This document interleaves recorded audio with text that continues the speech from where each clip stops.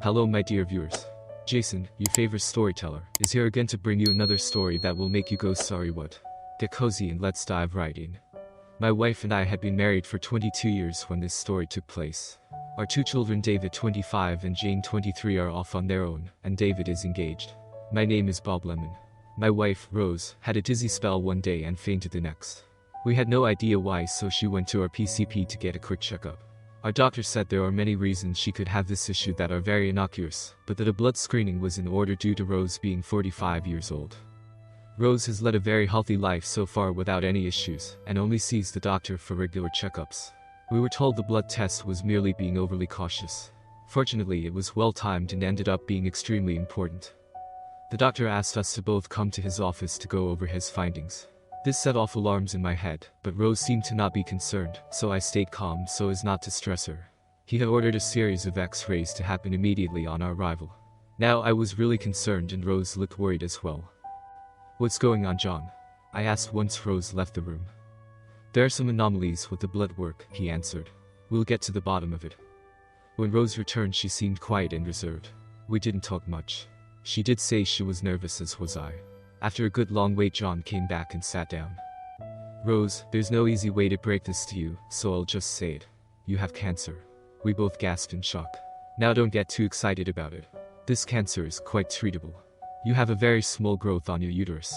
We caught it very early, so the prognosis is very good." He sighed. "Now you can choose two possible treatments. First is chemo and radiation therapy, which would most likely take care of it, but is also hard on you and takes time. It's not 100% effective either. Second is what I recommend. You're 45 years old, so I doubt you have any use for your uterus. A hysterectomy would be 100% effective, assuming there's no other growth elsewhere. I assume you'll want to talk it over first, but the sooner we can get things scheduled the better." I was coming out of my initial shock after hearing the encouraging part of it. "Thanks, John, it sounds better than I had hoped for." "Right, honey." Rose was pale and shaking, so I hugged her. "Everything is going to be fine, honey." The operation went perfectly and no other growths were encountered. I took a 2-week vacation so I could take care of Rose. I treated Rose like a queen during her recovery. I cooked, I cleaned, I brought flowers home, and we talked for hours. It turned out that Rose had an epiphany due to her brush with death. "Honey, we have been working our lives away just so we can die with nice stuff. I've been thinking about this a lot lately. I think we need to start living our lives. We should be going on trips or doing things we've always wanted to do." I thought to myself she was right, but did she think she almost died? I've been hearing her talking to her family on the phone in overly dramatic ways. She had made it sound like she was on the brink of death. That's pretty much her whole family though, over dramatic. I still couldn't argue with her logic. "You're right, honey, Carpe Diem, let's do it. We should make a bucket list while you're laid up. Things we want to do individually and together. I already know the first one. The trip to Europe we have talked about for years, let's do it." We spent my vacation in her recovery discussing everything to do with our dreams. The financial situation for us was quite good. Most of our dreams could come true without hurting our wallet much. We agreed that our top priority was travel. We both had places we wanted to visit. During my vacation we booked our trip to Europe. We put it together quickly so we could go for my next vacation in 3 months.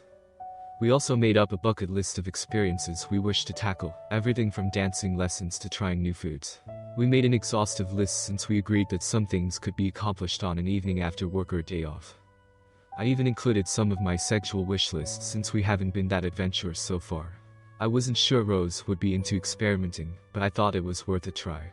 We were very limited in how often we had oral sex. In fact, I've had exactly 2 blue jobs early on in the marriage thus far. I love the few times I gave Rose a tongue lashing, but I think she didn't like the expectation of reciprocity, so she stopped letting me do it. Annual had never happened, although the one time I sunk my thumb in her back hole while ducking gave her a huge O anyway. It's on my list. Rose needed 6 weeks to fully recover. We weren't allowed to have sex before then, so I took her to dinner at a restaurant that had crawdads on the menu, so we could both take it off our list. It was great. The manager said, "Suck the head and pinch the tail." I said, "Oh, that's not until later, haha." Rose laughed, but not as hard as I hoped. We got home and had more wine in anticipation of our first lab making in 6 weeks. It was a little awkward. We usually let nature take its course, but after 6 weeks we were both chomping at the bit. It was assumed that sex was happening. It was also the first sex since her reproductive system had been altered. That was a little unspoken situation that altered our intimate psyche. We did have sex, vanilla and somewhat less than thrilling, but the seal was broken. Now life could get back to normal. Do you really want to do all those sexual things on your bucket list? I'm not sure if I'm comfortable doing those things, she said. It struck me as selfish at first. We've been married a long time and our sex has never changed. I thought she would be excited to try new things, but apparently not. No, I guess not. I don't want you to feel pressured into anything you don't want to do. For me. I guess I worded it so she knew I was disappointed on purpose, but it didn't work. She just moved on to other topics. The whole bucket list thing started to seem lopsided to me. We kept fulfilling things from her list and nothing from mine. Maybe I'm just selfish. Finally the time came for our trip to Europe. It was everything we had dreamed. The romance was back in our marriage for at least those 2 weeks. We started in Amsterdam, toured Germany, Austria, Italy, Switzerland, France, and ended the trip in London.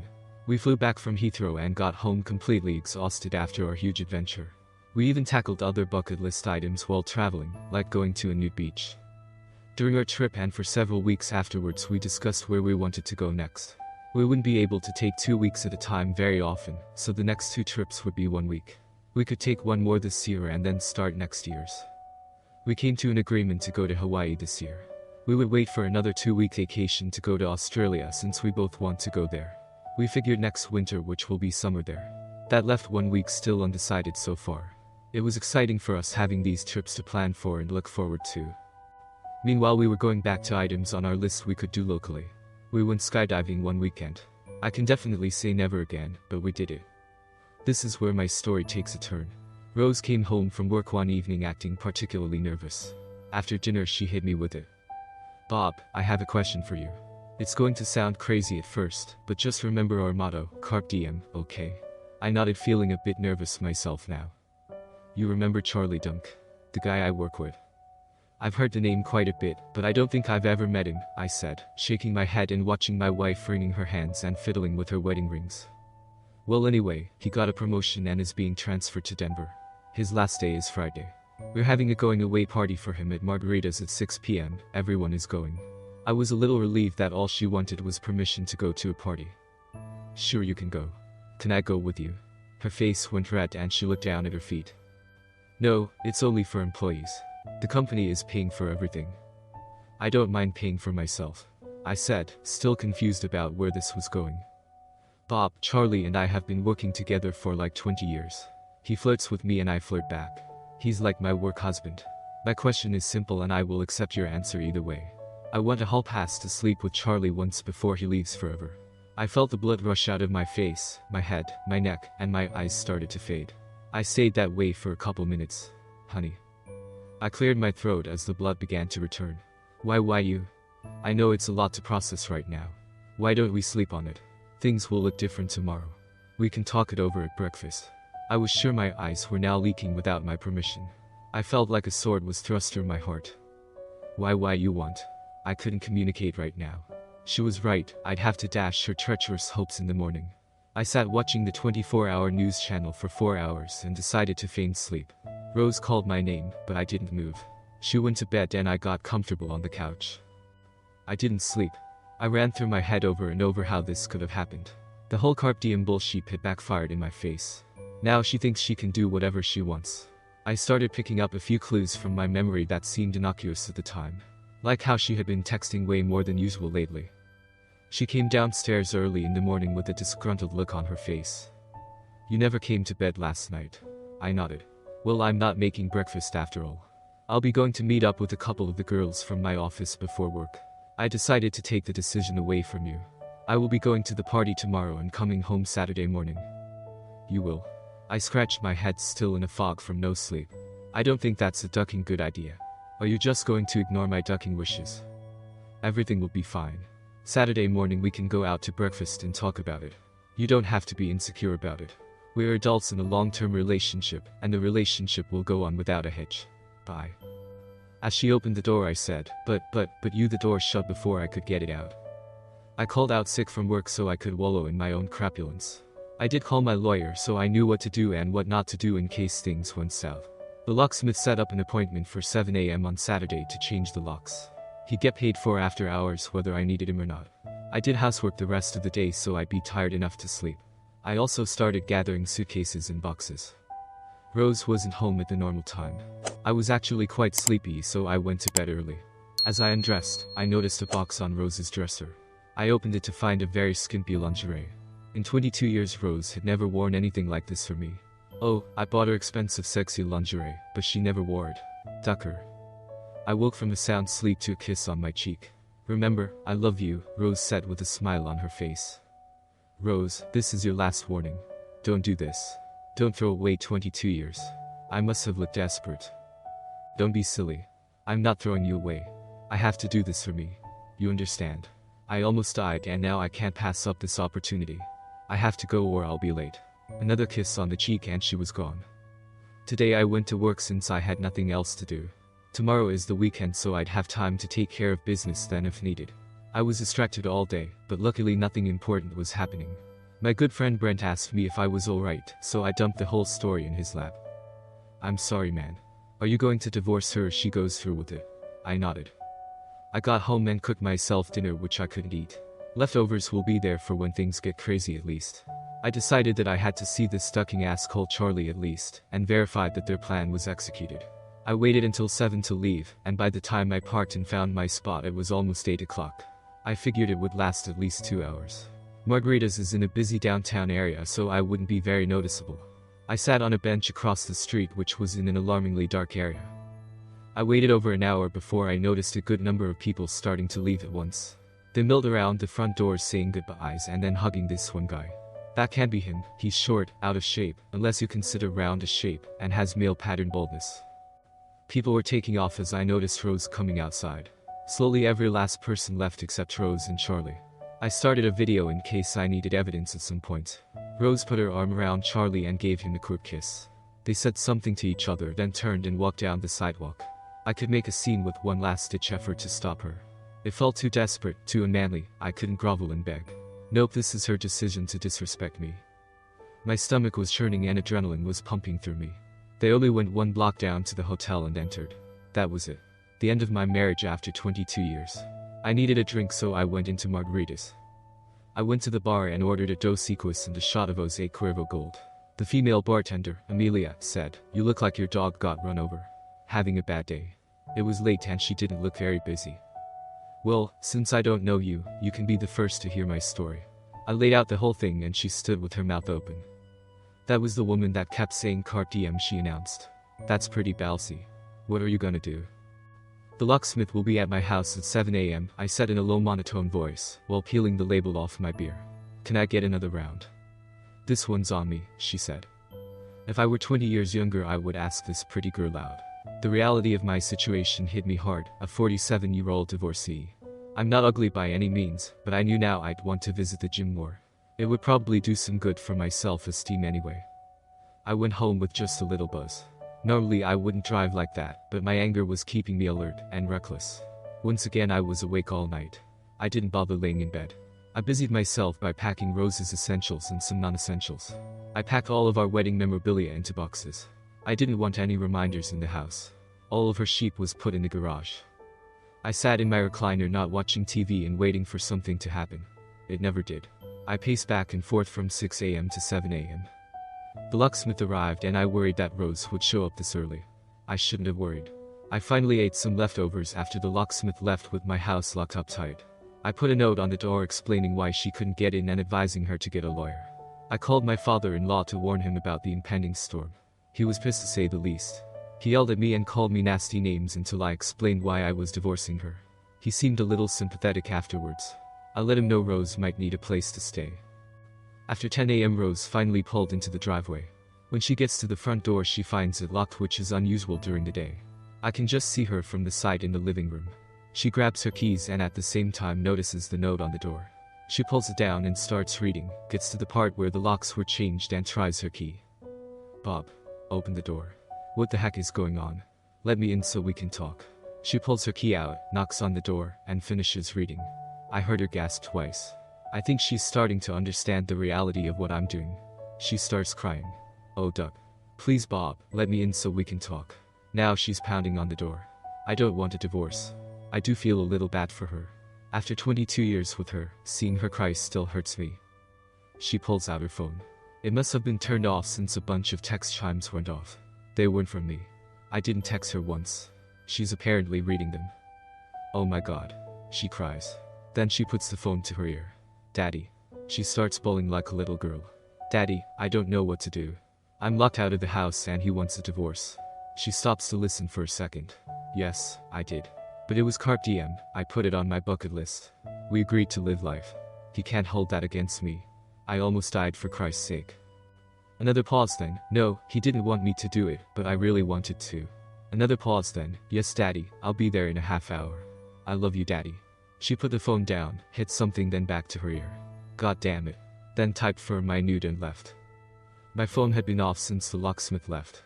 I needed to give my attorney an update, so I turned it on. I had several texts and a missed call. The missed call and one text message were from Rose. Her text said, I'm sorry I didn't realize this was such a big deal to you. Please don't divorce me. We can get past this. Another text was from my father-in-law Terry. It said, son, I hope you respect me enough to stay in contact a little longer. Please let me talk to Rose, and then I'd like the opportunity to call you if you'll allowed. I know how hard this is, and I completely understand if you decide to go no contact. Nobody else will try to call or text you, I promise. My attorney suggested I get myself a new phone number so I can go no contact. I haven't done that yet, but if things get out of hand I'll shut it off again. I just can't function knowing nobody can contact me. I returned Terry's text letting him know my phone will be on until things get out of hand. He thanked me and let me know he would stop by to grab Rose's stuff from the garage. Later in the afternoon I received the call I expected from Terry and I answered. Bob, our family wants one chance to talk things out. Would you be open to having a meeting at your place tomorrow? If you still want the divorce after our discussion, you can serve her the papers at the same time. Well, I hadn't planned on anything like this. I don't know if my lawyer would like it. If this is the quickest way to move on, then I'd be okay with it. I'll call my lawyer and text you the answer, okay? That would be great. You really have been a great son-in-law. I'm really sorry about what Rose did. I hope you know she still loves you dearly. My lawyer said it was up to me, but if I went through with the meeting he wanted to be there. He wanted it recorded, and he warned me that this is a dangerous situation where sometimes the divorcing party gets drawn into some sort of violence, thus severely hurting their case. I assured him that no matter what I could restrain myself from anything physical. I asked him to bring the divorce paperwork with him and agreed to a time. I texted Terry to let him know I would give them the meeting, as long as my lawyer was present, and we could record the session. I insisted that the meeting take place at Margarita's at 11:30 a.m. on Sunday. He was happy and agreed to the stipulations. Sunday I was a bundle of nerves.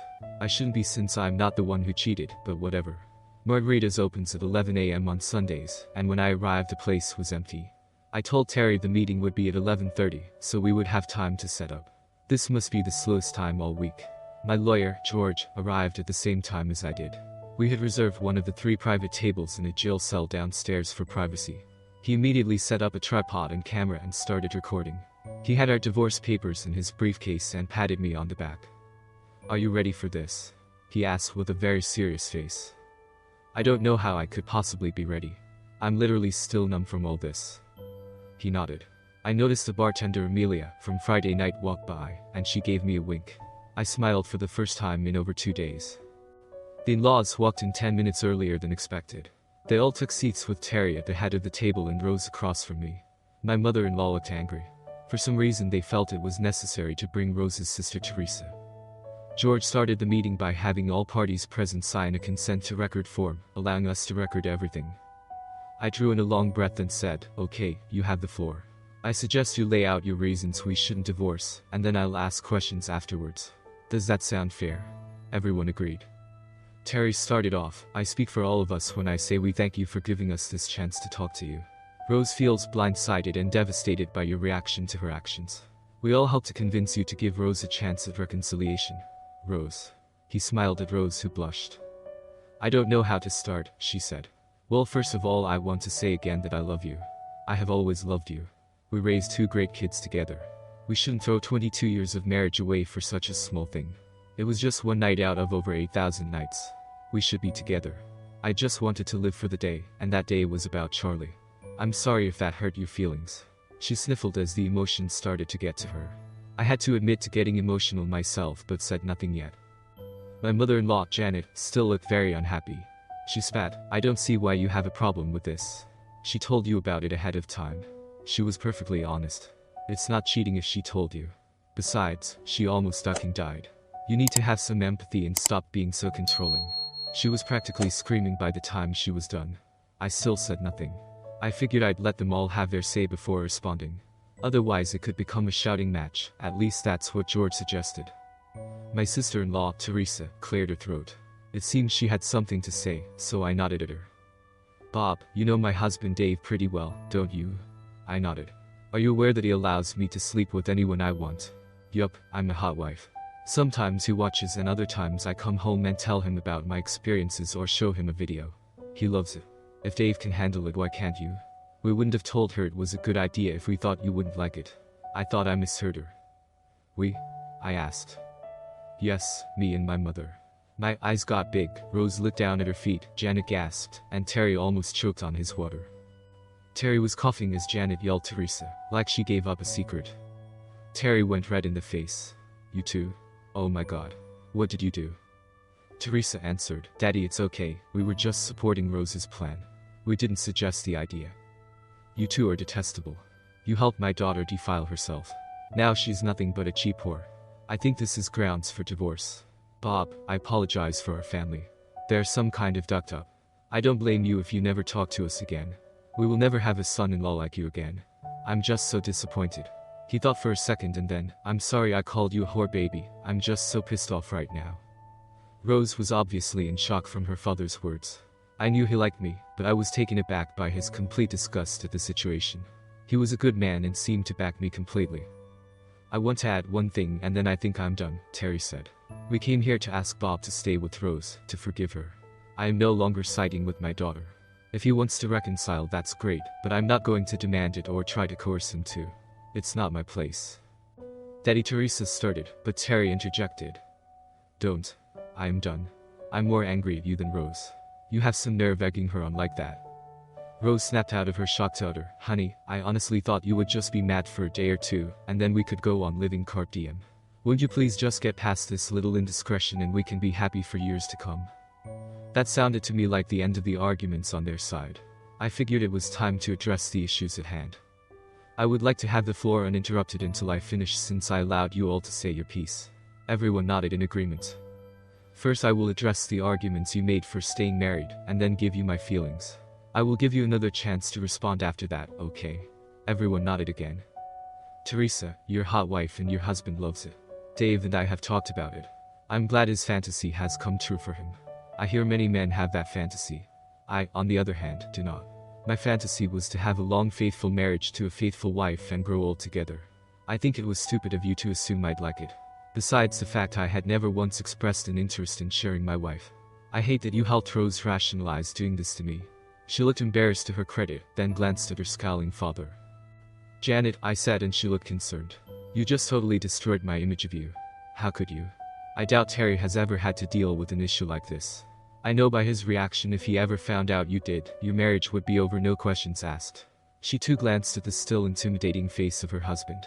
I have to tell you that just because someone is honest and doesn't hide it doesn't mean it still isn't cheating. She told me ahead of time she was going to cheat on me. I told her I didn't want her to do that she shouldn't throw away 22 years of marriage. I was clearly opposed, but she did anyway thanks to you not stopping her, but rather encouraging her. I'm so disappointed in you. She would have listened to you. I just wish Terry had caught wind of it beforehand. In hindsight I should have called him, but I didn't want to involve family. You also said she almost died, but in reality she was never in much danger. Yes, she had a major operation, but that's really where things were over. Our Carpe Diem plan was supposed to be for both of us. I should have seen that Rose became selfish like only she deserved to have a bucket list. I drive to work every day on one of the most dangerous highways in the country. I have been in so many close calls, I could have died. I'm sorry, Janet, but the empathy you spoke of should have been coming from Rose. She had no clue how much this hurt me, how I could never look at her the same way. That's very condemning. I wasn't trying to be controlling, I was just trying to save our marriage. Everybody shifted in their seats uncomfortably as the waiters brought us a new round of drinks. I continued, Rose, she jumped. You said it was a small thing, just one night out of over 8,000. You can try to minimize it, but the damage is done. This was a huge event. You put my feelings aside, totally disrespected me, and all for a little thing as you call it. You don't respect me or my feelings. You only care about you and Carpe Diem. That's fine now that I know where you stand. I'm not throwing 22 years of marriage away, I'm salvaging the next 22 years. Rose was crying. I said, that's all I have. I relinquished the floor. Everyone just sat silent and listened to Rose crying. She looked up and said, I do respect you. I just made an error in judgment. Can't you see we belong together? You respect me? I asked. She nodded her head and wiped the snots from her nose.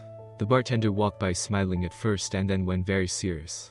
It was a solemn scene, I'm sure. Give me your phone then, I demanded. What? Why? She squeaked. If I don't find disrespect on your phone, I will cancel the divorce. She started to get up. Where are you going? Rose stopped in her tracks, to the ladies' room. Deal's off if you take your phone with you. I want it now or never. She sat back down and slid the phone over. I turned it toward her to get her fingerprints. I was in. First order of business was the text messages, obviously. I didn't see Charlie's name in her contacts. What name is Charlie under? I know you had to be texting, but his name isn't in here. I'll search every single name until I find him, so just tell me. Charlotte, she said, blushing. Thank you. Here we go, the usual stuff lovers talk about.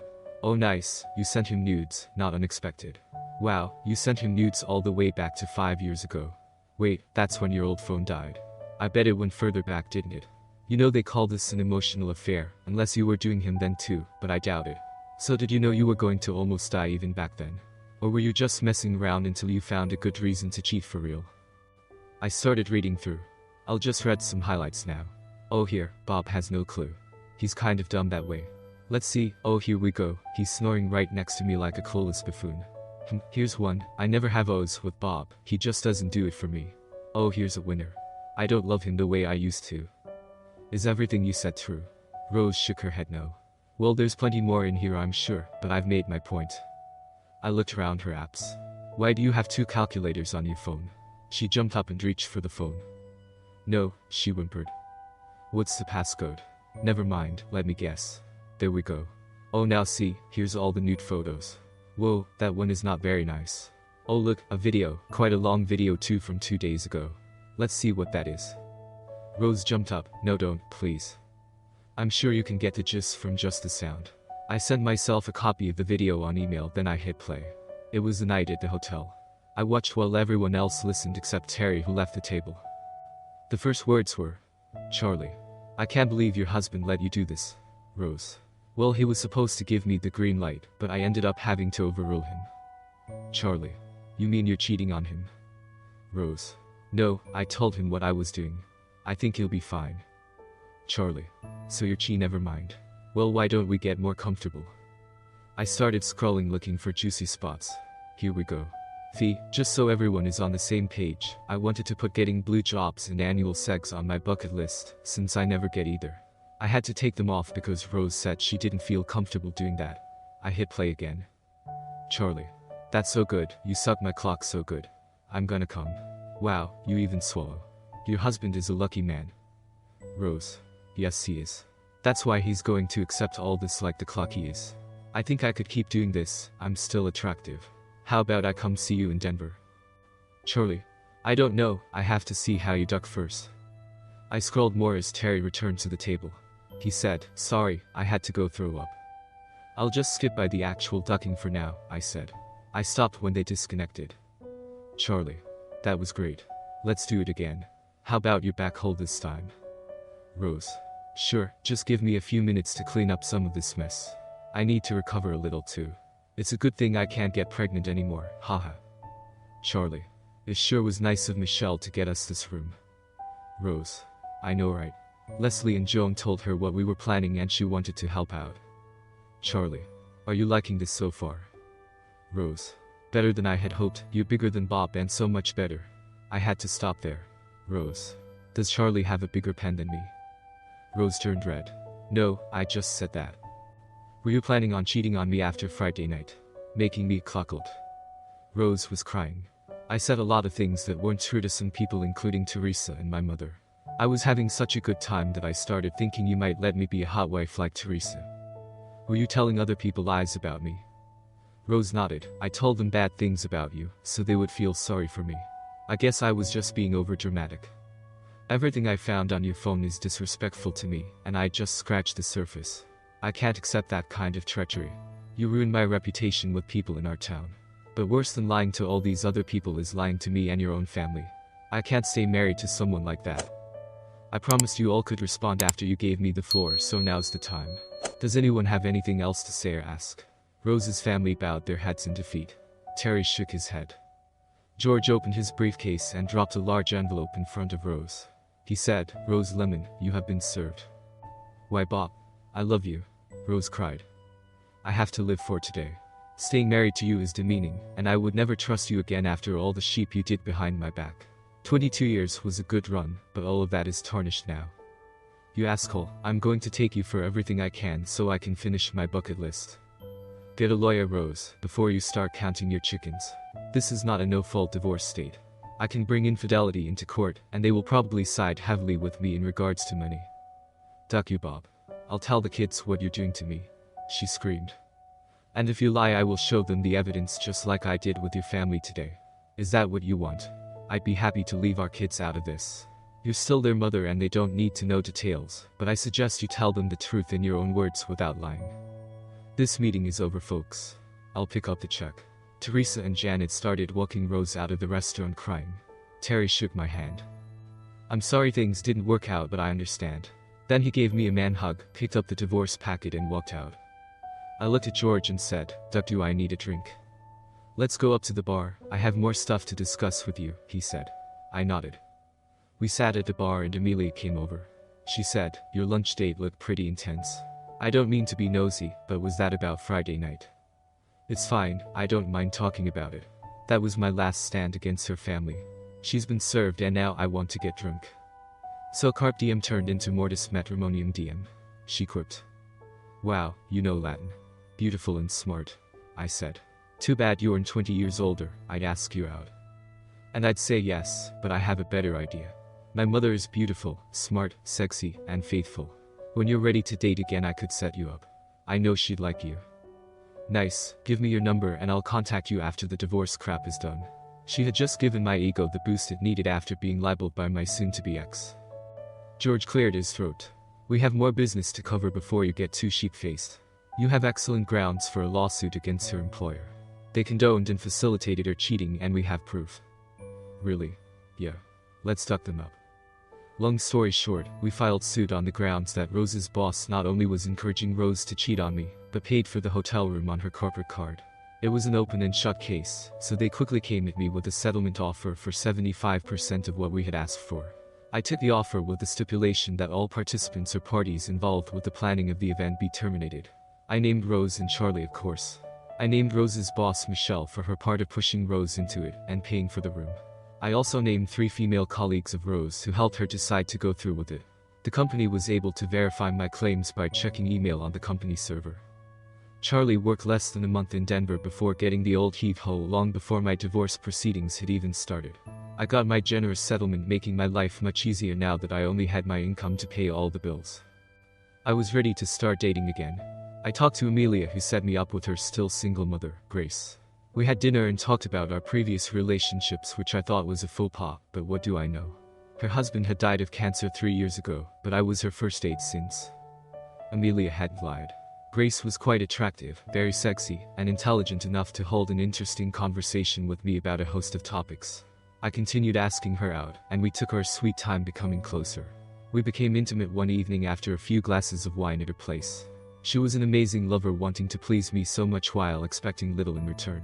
She stayed the night at my place. That was the beginning of the next phase of my romantic life. I still spoke to Rose occasionally. She was pretty angry at me for getting everyone fired. She did, however, find a new job paying less, but enough to survive on. She ended up apologizing for screwing up our marriage. She admitted that other people influenced her too much. She felt she should have realized it was wrong from the beginning. I let Rose explain what happened to our kids. They were never involved in this story until we had to tell them we were divorcing. I did verify that Rose gave them the facts. I'm sure it was embarrassing for her to admit her own mistakes to her children. Carpe Diem became a difficult task for Rose since she was just getting by financially. I continued chasing my dreams with help from Grace. We took the trips I had already started booking with Rose. Rose found out and was none too pleased. We planned to go back to Europe since Grace had never been. I had Grace make her own bucket list so we could continue the journey Rose had started. I was surprised to find several sexual items on her list, so I added a few more to mine. Grace moved into my house, and I reduced my work hours, since I now had the money to spend more time with Grace living for each day. Well, that's it for today's story, my friends. Don't forget to like and subscribe before you leave, and I'll see you in the next video.